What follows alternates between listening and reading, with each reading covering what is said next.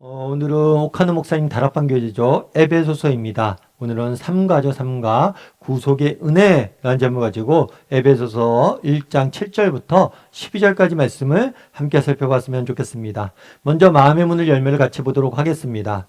우리는 죄인 하나를 구원하기 위해 성삼위 하나님께서 협력하여 일하시는 모습을 볼 수 있다. 지난 시간에 배운 바와 같이 성부 하나님은 구원의 마스터 플랜을 세우셨다.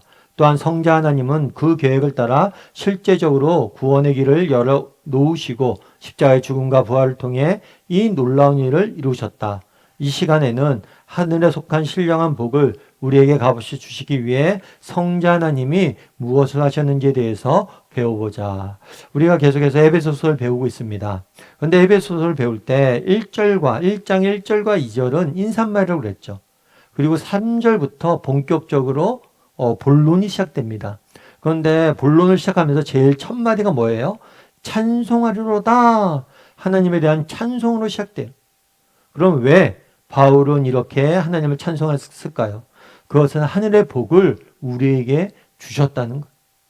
그러면 하늘의 복은 뭐냐는 거죠. 그거는 뭐냐면 우리를 하나님이 뭐 삼아 주신 거예요? 자녀 삼아 주신 것. 그렇겠죠. 여러분, 우리가 하나님의 자녀 되는 것, 그거보다도 큰 복이 있나요? 정말 요즘 금수저, 은수저, 다이아몬드 수저, 에메랄드 수저, 이런 얘기 많이 하죠. 그게 어느 정도 진리에 가까운 이야기이기도 하잖아요. 그러면 하나님의 자녀다. 하나님의 아들이 됐다. 하나님의 딸이 됐다. 그러면 얼마나 큰 수저예요, 그거는? 정말 하나님의 자녀가 되는 것보다 더 큰 복은 없다는 거예요. 그래서 하나님께서 바울이 찬송하는 거예요. 나에게 신령한 복을 받았다. 우리가 하늘의 복을 받았다. 그 복은 뭐냐? 우리가 하나님의 자녀가 되는 거다. 그런데 이 자녀가 되기 위한 계획을 누가 세우셨어요? 지난주에 배운 것처럼 성부 하나님께서 세우셨어요. 우리를 택하시고 우리를 구원하려고 계획을 세우셨어요. 그러면 이 계획을 실행을 누가 했느냐? 성자 하나님, 예수님께서 이 계획을, 우리를 향한 구원 계획을, 예수 그리스도의 구원, 하나님의 구원 계획을 실행하신 분이 누구냐? 성자 되신 예수님이에요. 그래서 오늘 본문에서는 뭘 배우냐면 예수님께서 우리를 위해서 무엇을 행하셨는지, 우리를 위해서 무엇을 행하셨는지를 배우고 또 함께 기도하는 시간을 가졌으면 좋겠습니다. 1번 문제 같이 한번 읽어볼까요? 예수 그리스도께서 우리를 위하여 행하신 가장 중요한 일은 무엇인가? 7절에 보면 이렇게 됐어요. 우리는 그리스도 안에서 그의 은혜의 풍성하심을 따라 그의 피로 말미암아 속량 죄 사함을 받았느니라. 바울이 뭐라고 얘기하냐면 우리 믿는 사람들은 예수 그리스도의 은혜의 풍성함을 따라 그의 피로 말미암아, 그의 피로 말미암은 건 뭐냐면 십자가의 죽으심으로 말미암아, 예수 그리스도의 죽음으로 말미암아 속량 곧 죄 사함을 받았다라고 이야기해요. 이 속량이라는 단어는 원래 상업 용어예요. 상업 용어라서 몸값을 지불하고 뭐하다? 사오다라는 의미. 예를 들면 그런 거죠. 노예가 있습니다. 노예가 있어요. 그럼 노예를 해방시키려면 어떻게 해야 돼요? 이 노예의 몸값을 지불하고 내가 사오면 내가 이 노예를 뭐예요? 해방시킬 수 있어요. 마찬가지로 예수 그리스도께서 십자가에 죽으셨는데 왜 죽으셨냐? 우리의 몸값을 지불했어요. 그래서 우리로 하여금 뭘 했어요? 죄사함을 받게 하셨다라고 이야기합니다. 그래서 예수 그리스도께서 우리를 위해서 해주신 가장 중요한 일은 뭐냐? 속량, 죄사함을 받는 거예요. 그러면 이 속량, 죄사함을 받는 게 무슨 의미인지 2번 문제를 통해서 보다 자세히 살펴봤으면 좋겠어요. 2번 보죠. 속량, 구속은 죄사함을 받은 것이라는 본문에 기록되어 있다. 다음의 성구들을 가지고 속량의 의미를 확인하고 죄사함을 받는 것과 어떤 연관이 있는지 살펴보자. 요한복음 8장 34절은 이렇게 됐어요. 예수께서 대답하시되 진실로 진실로 너희에게 이르노니 죄를 범하는 자마다 죄의 종이다. 우리가 성경에 보면 그런 얘기 많이 나오죠. 너희가 죄인이다. 혹은 너희가 죄의 종이다. 죄의 노예다. 라는 이야기를 많이 듣게 돼요. 그럼 우리가 반감을 가질 수 있어요. 아니, 내가 무슨 죄의 노예야? 이런 생각이 들 수 있어요. 그런데 그렇지가 않아요. 여러분, 우리가 그런 경우가 있어요. 죄는 내가 죄를 짓는 것 같아요. 주체가 누구냐면 우리 자신인 것 같아요. 나인 것 같아요. 그런데 그렇지가 않아요. 예를 들면 뭐 그런 농담삼아 그런 얘기하죠. 술 좋아하시는 분들은 처음엔 내가 술을 마시는데 나중엔 술이 나를 마신다. 무슨 얘기냐면 여러분 내가 죄를 짓는 것 같아요. 그런데 아니에요. 죄에 내가 매여서 죄의 종이 되어서 죄를 짓는 거예요. 왜냐? 여러분 그렇게 생각하면 할 수 있어요. 여러분이 만약에 나는 죄의 종이 아니다 라고 생각한다면 그걸 증명하는 방법이 있어요. 그건 뭐냐면 앞으로 일주일 동안 여러분이 죄를 하나도 짓지 말아보세요. 누구에게도 화내지 말고 누구에게도 미워하지 말고 어떤 욕심도 품지 말아보세요. 그런데 그게 되나요? 내가 죄를 짓지 않으려고 해도 죄를 짓게 돼. 왜 그러냐는 거예요. 내가 선택해서 죄를 짓는 게 아닌 거예요. 내가 죄를 짓기 싫은데도 죄를 짓게 되는 거예요. 왜요? 내가 죄의 노예이기 때문에. 죄에 사로잡혀 있기 때문에. 너희가 죄의 노예가 되어서 죄를 벗어나서 살 수 없는 존재가 되었다는 거. 그런 존재라는 거. 그러면 이런 죄의 종이기 때문에 뭘 해야 되는 거예요? 몸값을 아까 얘기했던 것처럼 속량 예수 그리스도의 몸값을 지불하고 우리를 죄로부터 자유케 하신 거예요. 그래서 마태복음 20장 28절에 이렇게 되어 있어요. 이것은 죄사함을 얻게 하려고 많은 사람을 위해서 흘리는 바 나의 피 곧 언약의 피니라. 예수 그리스도께서 뭘 하냐면 죄사함을 받게 하기 위해서 나의 피를 흘렸다라고. 이건 단순히 피를 흘렸다는 것은 단순히 피를 흘렸다는 게 아니라 죽었다는 거죠. 예를 들면 그런 거겠죠. 여러분 사형수가 있습니다. 사형수가 있어요. 그럼 이 사람은 죽을 수밖에 없잖아요. 그런데 이 사람을 풀어주려면 어떻게 돼요? 어떻게 해야 돼요? 누군가가 이 사람을 대신해서 뭘 하는 거예요? 죽는 거예요. 누군가가 대신해 죽으면 사형이 집행됐잖아요. 벌을 누군가가 받았잖아요. 그럼 이 사람은 뭐가 되는 거예요? 이제 자유인이죠. 마찬가지란 거예요. 예수 그리스도께서 우리를 대신해 죽으심으로 우리가 자유인이 되었다. 특별히 뭐라고 표현됐어요? 언약의 피다. 그러니까 우연이라는 게 아니라 앞서 배운 것처럼 하나님께서 뭘 했어요? 계획을 세웠어요. 이 계획을 세우시고 우리에게는 약속의 형식으로 전해주셨어요. 그리고 이 약속을 누가? 예수 그리스도께서 성취하신 거. 갈라디아서는 어떻게 되어 있어요?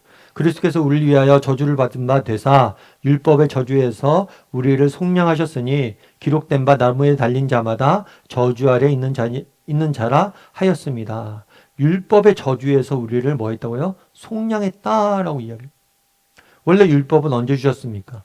이스라엘 민족이 원래는 애굽에서 노예 생활을 하고 있었어요.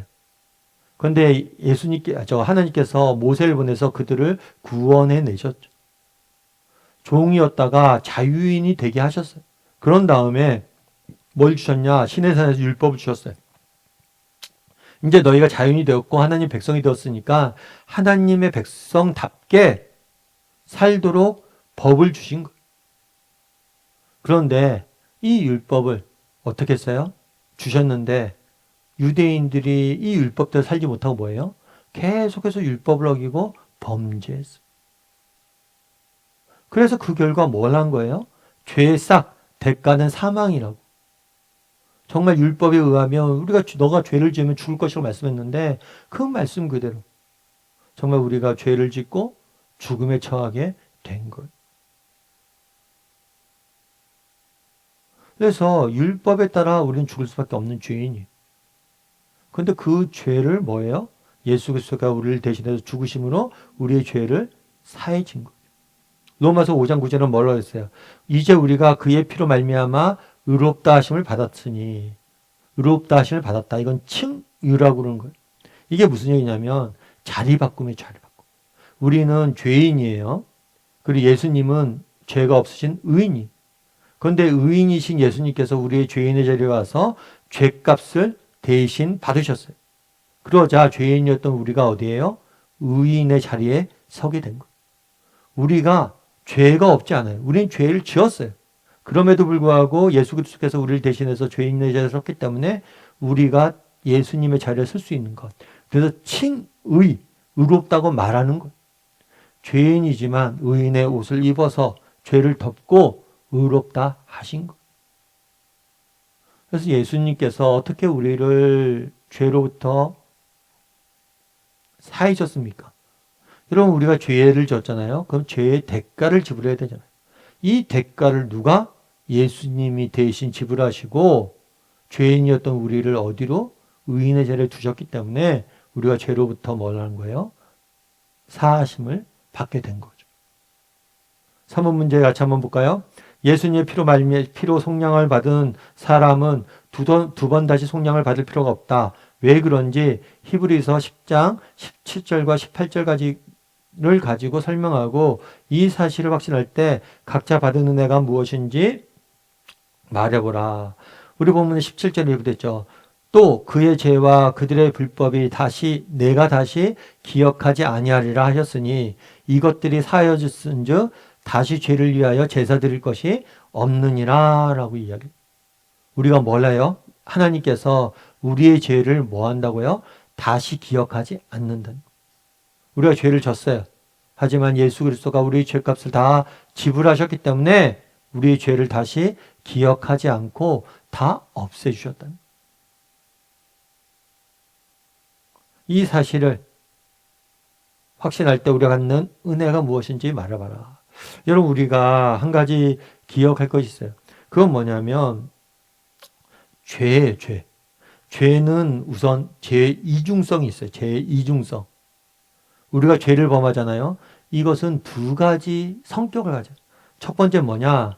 이 모든 인간 지은 죄는 사람에 대한 죄이면서 동시에 뭐예요? 하나님에 대한 죄. 왜 하나님에 대한 죄입니까? 예를 들어서 미술 작품이 있어요. 이 미술 작품을 내가 찢었어요. 손상을 입혔어요. 그러면 이 작품을 손상시킨 것은 누구에 대한 죄예요? 이 작품을 소유하고 있는 사람들의 재산을 손괴시킨 죄잖아요. 동시에 뭐예요? 이것은 하나님, 이 작품을 만든 작가 되신 하나님에 대한 범죄. 그래서 우리가 죄를 지으면 사람과 하나님에 대해서 이중적으로 죄를 지어요.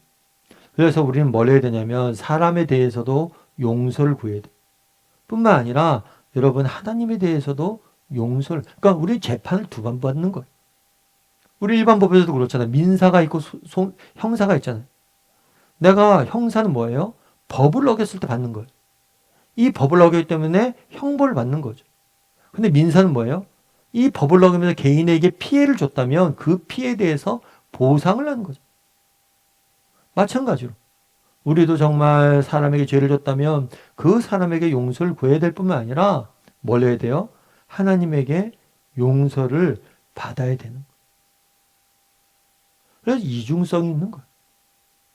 그런데 하나님께서 언젠가 우리는 죽은 이후에 정말 하나님 앞에, 하나님의 심판대 앞에 모두가 서게 됩니다.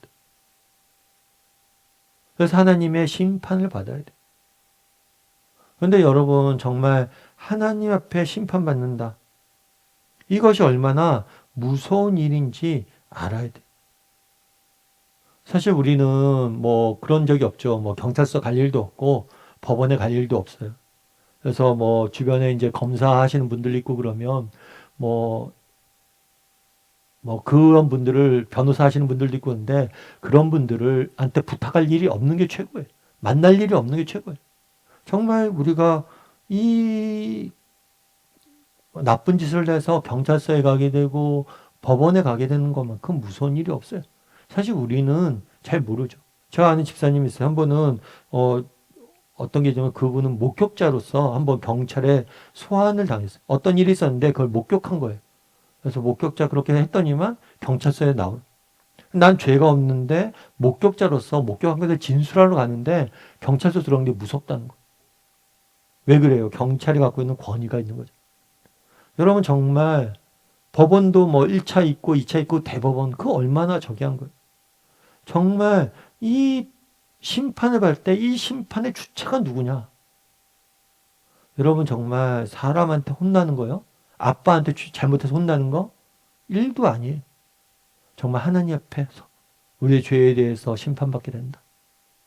그날에 우리 하나님은 모든 걸 아시는 분이죠. 이것처럼 무서운 일이 없는 거죠. 그런데 우리 하나님께서 우리의 죄에 대해서 뭐라고 그래요? 다시는 기억하지 않을 것이다. 내가 너희가 지은 죄를 내가 벌하지 않을 것이다. 왜요? 예수 그리스도가 우리를 대신해서 다 벌받았기 때문에. 그 죄값을 다 치르셨기 때문에. 이 사실이 여러분 얼마나 큰 은혜가 되는지 한번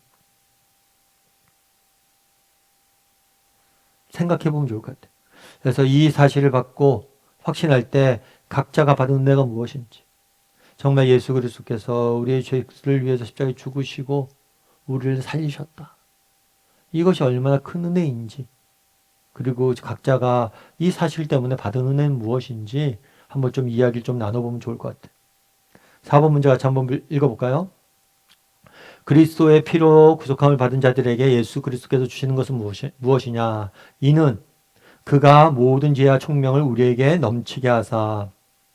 성경은 지혜와 총명을, 예수 그리스도께서 지혜와 총명을 우리에게 넘치도록 주셨다라고 이야기해요. 이는 이렇게 되어 있는데, 이는은 사실 원본 성경에는 없는 거예요. 그래서 번역하기 좀 애매한 단어긴 합니다.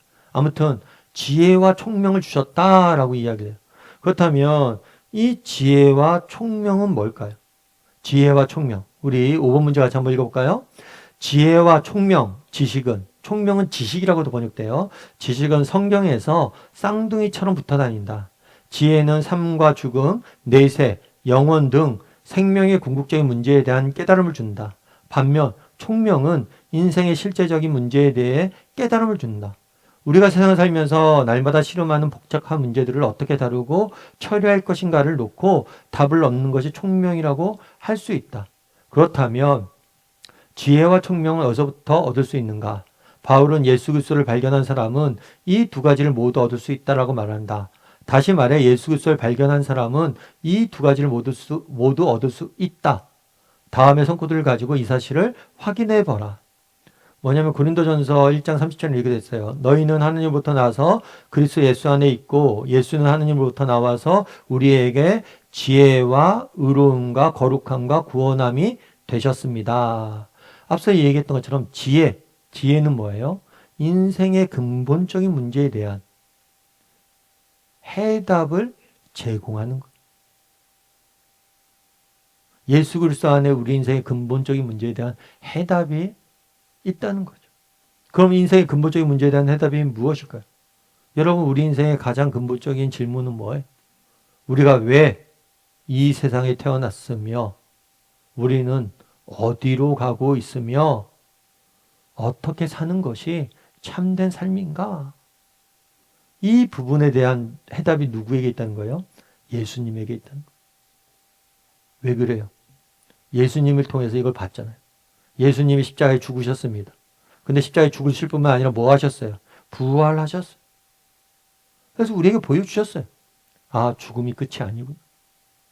죽음 이후에 부활이 기다리고 있구나. 뿐만 아니라 예수님께서 십자가에 죽으셨어요. 부활하셨어요. 아, 생명의 주인이 예수 그리스도구나. 우리도 언젠가 예수 그리스도처럼 부활하게 될 것이고, 이 땅의 삶이 전부가 아니구나. 우리가 왜 이 땅에 존재하고 어디로 살아가고 어떻게 살아야 될지 한 근본적인 문제에 대한 해답이 누구 안에 있어요? 예수 그리스도 안에 있다는 것. 뿐만 아니라 골로새서 뭐라고 그래요? 그 안에 지혜와 지식. 이 지식도 뭐예요? 총명. 아까 얘기했던 그런 지혜와 총명, 지혜와 지식. 쌍이에요. 모든 보화가 감춰져 있다. 지혜는 근본적인 질문에 대한 해답이에요. 그런데 총명은 뭐예요? 매 순간 삶의 자리에서 정말 오늘 어떤 사건이 있는데 이 사건을 내가 어떻게 바라보고 어떻게 해석하고 어떻게 처리해야 되는지 일종의 분별력이라고도 할 수 있겠죠.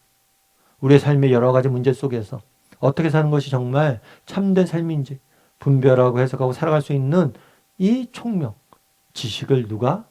예수 그리스도 안에 담겨져 있고 예수 그리스도께서 주셨다라고 이야기를 합니다.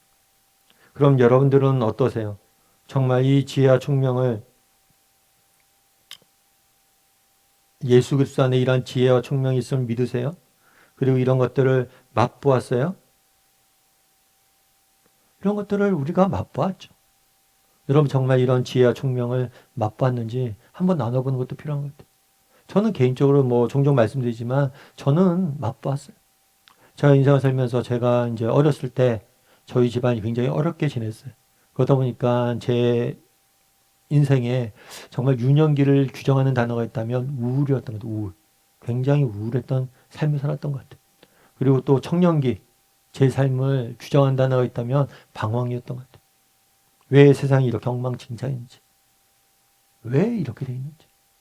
그런데 예수 그리스도를 만난 다음에 제 인생의 이 우울과 방황이라는 문제에 대해서 해답을 찾았어요. 정말 예수 그리스도 안에, 성경 안에 정말 내가 정말 궁금하고 알고 싶어 했던 인생의 근본적인 문제에 대한 해답이 있었어요. 뿐만 아니라 많은 지식과 총명을 얻기도 하죠. 하루하루 살아갈 때, 뭐 제가 목회자지만 목회자가 되기 전에 또 목회자가 된 다음에 하루하루 살면서 정말 매 삶의 순간 선택이잖아요. 그리고 매 순간순간이 갈등이고 매 삶의 순간순간이 역경과 어려움들이 있잖아요. 그런 것들 속에서 정말 어떻게 하는 것이 바른 길인지 하나님께 기도하면 그때그때 인도해 주시고 때론 희미해서 아무것도 안 보이지만 그래도 믿음을 갖고 걸어가다 보니까 나중에 돌아보니까 아 이런 뜻이 있었구나 알게 되고 정말 여러분 그리스도 안에서 하나님 안에서 이 지혜와 총명을 발견하게 되었는지 특별히 예수 그리스도 안에 있잖아. 예수 그리스도 안에 우린 부활과 생명을 받자. 뿐만 아니라 예수 그리스도라면 어떻게 하실까? 총명을 예수 그리스도 안에 어떻게 얻을 수 있습니까? 예수 그리스도라면 어떻게 하실까? 고민하고 바라보고 배우다 보면 우리는 총명을 얻을 수가 있는 거겠죠. 우리 6번 문제 같이 한번 볼까요? 예수님을 통해 죄사함을 받은 사람이 지혜와 총명을 얻으면 그는 무엇보다 예수 그리스도의 비밀을 깨닫게 된다. 그 비밀은 무엇인가? 9절 내 10절에 이렇게 됐어요. 그 뜻의 비밀을 우리에게 알리신 것이요 그의 기뻐하심을 따라 그리스도 안에 때가 찬 경륜을 위하여 예정하신 것이니 하늘에 있는 것이나 땅에 있는 것이 다 그리스도 안에서 통일되게 하려 함이라. 그 뜻의 비밀을 우리에게 알렸다라고 얘기해요. 그 뜻을 알렸다라고 표현하지 않고 비밀이라고 이야기를 했어요. 왜 비밀이라고 이야기했어요? 믿지 않는 사람들은 알 수 없기 때문에 믿는 사람들만이 알 수 있기 때문에 믿지 않는 사람들의 입장에서 보면 비밀이죠. 또한 구약의 성도들 정말 예수님께서 오시기 전에 사람들은 알지 못했던 거예요. 물론 알지만 희미하게 알았잖아요. 그런데 예수 그리스도가 오셔서 정말 하나님의 구원 계획을 명확히 드러내셨고 그걸 통해서 우리가 알게 되는 거예요. 다른 성경에 보면 천사도 알지 못했다라고 이야기해요. 감춰져 있던 하나님의 계획이 예수 그리스도 하나 감춰져 있던 하나님의 계획이 예수 그리스도를 통해서 드러났어요. 어떻게 우리를 구원하는지 십자가의 죽으심과 부활을 통해서 우리를 구원하신 하나님의 계획이 드러나신 거죠. 특별히 오늘 본문에 보면 재밌는 표현 중에 하나 때가 찬 경륜을 위하여 이 경륜이란 건 뭐냐면 집안에 있는 대소사를 관리하다. 또 국가의 그런 재정이나 그런 업무들을 관리하다. 그래서 이것들은 하나님의 계획, 하나님의 섭리 이런 것 표현할 때 경륜을 표현을 해요. 그리고 때가 찼다는 건 뭐냐면 때가 돼서 하나님의 계획이 이루어져 간다는 거예요. 그러면 이 경륜은 뭐냐? 비밀은 뭐냐? 여러 가지가 있는데 그 중에 하나는 뭐냐면 하늘에 있는 것이나 땅에 있는 것이나 다 그리스도 안에서 뭐 하려고? 통일되게 하려 합니다. 비밀은 뭐냐면 하늘에 있는 것이나 땅에 있는 것이나 다 그리스도 안에서 통일되게 하는 거. 예수 그리스도가 십자가에 죽으셨어요. 우리 위해서 그리고 부활하셨어요. 근데 부활한 걸로 끝난 게 아니라 죽으시고 부활하신 다음에 이렇게 왜 그럼 죽으시고 부활하셨느냐? 그 죽으시고 부활하신 목적이 뭐냐? 하늘에 있는 것이나 땅에 있는 것이나 다 그리스도 예수 안에서 통일되게 하려고 죽으시고 부활하셨다는 거. 그러면 그리스도 안에서 통일되게 한다는 건 무슨 의미예요? 빌립보서 2장 10절에서 10절과 11절을 보면 이렇게 됐죠. 하늘에 있는 자들이나 땅에 있는 자들이나 땅 아래에 있는 자들로 모두 무릎을 예수 이름에 꿇리고 모든 입으로 예수를 주로 시인하며 하나님 아버지께 영광을 돌리게 하셨느니라. 이건 마지막 때에 일어날 일에 설명하고 있는 거예요. 마지막 때가 되면 뭐예요? 세상에 있는 모든 하늘에 있는 자들이나 땅에 있는 자들이나 모든 자들이 모여서 하나님을 예배하게 될 것이다. 예수 그리스도에게 영광을 돌리게 될 것이다.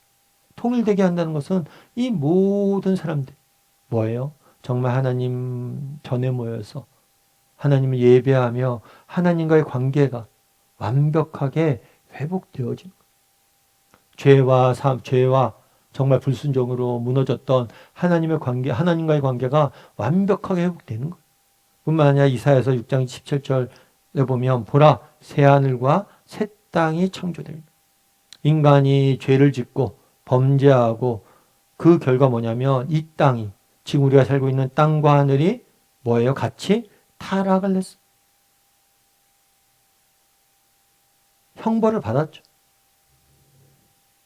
그런데 이제 이 모든 것이 사라지고 새하늘과 새 땅 아래서 정말 우리가 모든 관계들이 회복되어서 정말 하나님 꿈꿨던 그 완벽한 세상이 그리스도 안에서 열리게 될 거다. 그걸 위해서 예수님이 이 땅에 오신 거예요. 인간이 하나님 앞에서 범죄함으로 인해서 죄와 사망이 들어오고 이 세상이 망가졌습니다.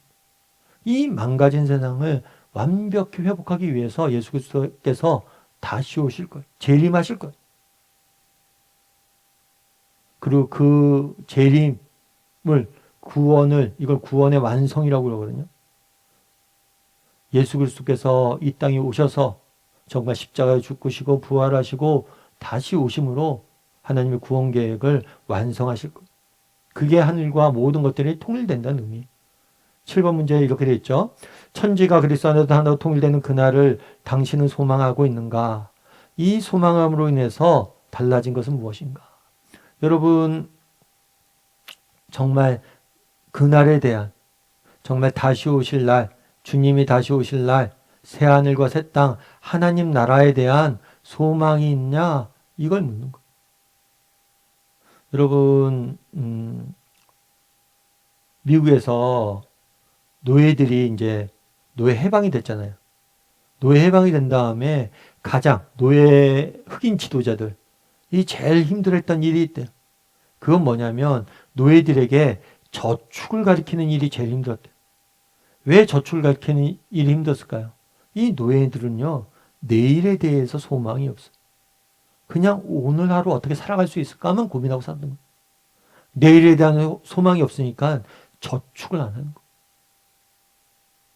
우리도 마찬가지예요. 여러분, 우리가 정말 다시 오실 예수님의 나라, 정말 언젠가 이루어질 하나님 나라, 이 나라에 대한 소망이 있다면 오늘을 다르게 살아야 돼. 근데 이 소망이 없기 때문에 오늘만 사는 거예요. 내일이 없이. 그래서 정말 여러분들은 내일에 대한 다시 오실 주님의 재림에 대한 소망이 있는 거지. 그리고 그렇다면 그것으로 인해서 당신의 삶 가운데 달라진 것이 무엇인지. 여러분 주님이 다시 오실 그날이 기다려집니까? 그리고 그 날을 바라봄으로 인해서 오늘 내가 다르게 사는 것이 있는지. 이것들 한번 쭉 나눠보세요. 8번 문제도 같이 한번 읽어볼까요? 예수님이 우리를 구속하시고 자기의 비밀을 깨닫게 하신 궁극적인 목적은 무엇인가? 이는 우리가 그리스도 안에서 전부터 바라던 그의 영광에 뭐가 되게 하기 위해서 찬송이 되게 하기 위해서다. 우리가 영광의 찬송이 되게 하기 위해서. 다르게 말하면 우리가 하나님의 영광을 나타내는 예수 그리스도의 영광을 하나님의 영광을 나타내는 도구가 되기 위해서.